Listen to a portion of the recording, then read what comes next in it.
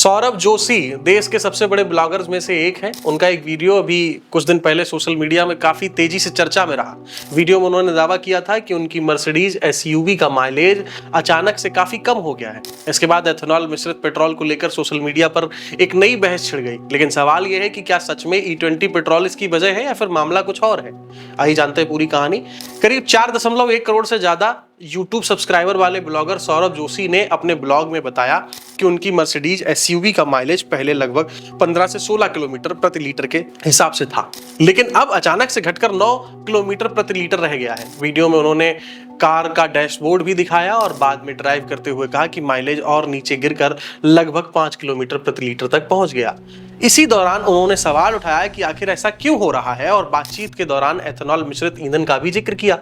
उनके साथ मौजूद उनकी पत्नी और कंटेंट क्रिएटर अवंतिका भट्ट ने भी कहा कि पहले के मुकाबले माइलेज लगभग आधे से भी आधा रह गया है। वीडियो वायरल होने के बाद मर्सिडीज बेंज इंडिया ने सोशल मीडिया पर प्रतिक्रिया दी। कंपनी ने स्पष्ट किया कि उनके सभी BS6 पेट्रोल मॉडल E20 ईंधन के साथ पूरी तरह कंपैटिबल हैं और उन्हें संबंधित सरकारी एजेंसियों से प्रमाणित किया गया है। साथ ही कंपनी ने कहा कि यदि किसी ग्राहक को तकनीकी समस्या है तो उनका सर्विस नेटवर्क सहायता के लिए उपलब्ध है। वीडियो सामने आते ही इंटरनेट पर कई लोगों ने सौरभ जोशी के दावे पर सवाल उठाए। कुछ यूजर्स का कहना है कि यदि वो गाड़ी मर्सिडीज GLC 300 मॉडल है तो उसका ARAI प्रमाणित माइलेज लगभग 14.72 किलोमीटर प्रति लीटर है। सामान्य परिस्थितियों में यह कार करीब 10 से 12 किलोमीटर प्रति लीटर का एवरेज देती है। ऐसे में अगर 15 से 17 किलोमीटर प्रति लीटर का दावा कई लोगों को असामान्य लगा। कुछ सोशल मीडिया अकाउंट्स ने यह भी कहा कि अगर 2024 में सौरभ जोशी खुद अपनी मर्सिडीज में बार बार पेट्रोल भरवाने की बात कर चुके हैं तो फिर 2026 में 17 किलोमीटर प्रति लीटर का माइलेज कैसे मिल रहा था। इसी आधार पर उनके दावे की विश्वसनीयता पर भी सवाल उठाए गए।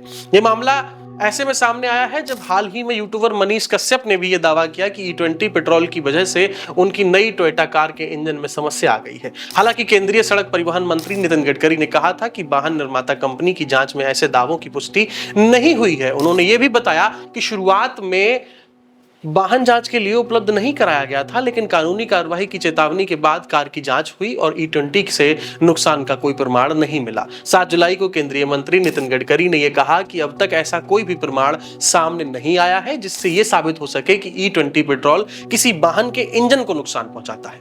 उन्होंने यहां तक कहा कि यदि किसी के पास ऐसा कोई भी सत्यापित मामला है तो वह संबंधित डीलर या उनके पास सीधे भेजा जा सकता है।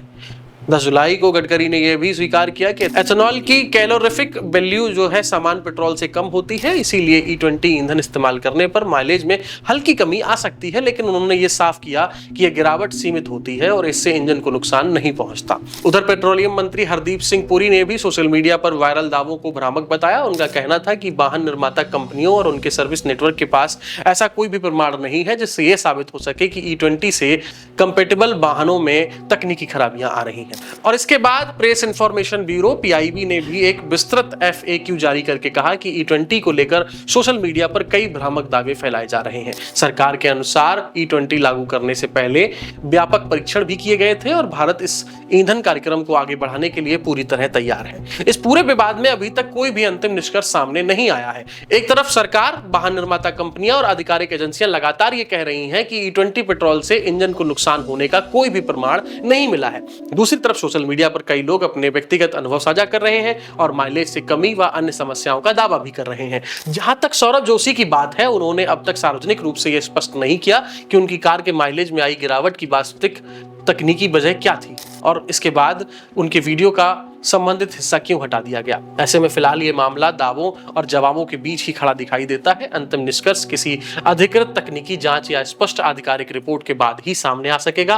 तो सवाल अभी भी वही है कि क्या E20 पेट्रोल से माइलेज में मामूली गिरावट स्वाभाविक है या फिर सोशल मीडिया पर सामने आ रहे कुछ मामलों में कोई अलग तकनीकी वजह छिपी है। इस मुद्दे पर आपकी क्या राय है? अपनी प्रतिक्रिया हमें कमेंट बॉक्स में जरूर बताएं। फिलहाल के लिए इतना ही। आप देख रहे थे न्यूज फीड और मैं शिवम यादव हूं आपके साथ। मिलते हैं अगले वीडियो में। धन्यवाद।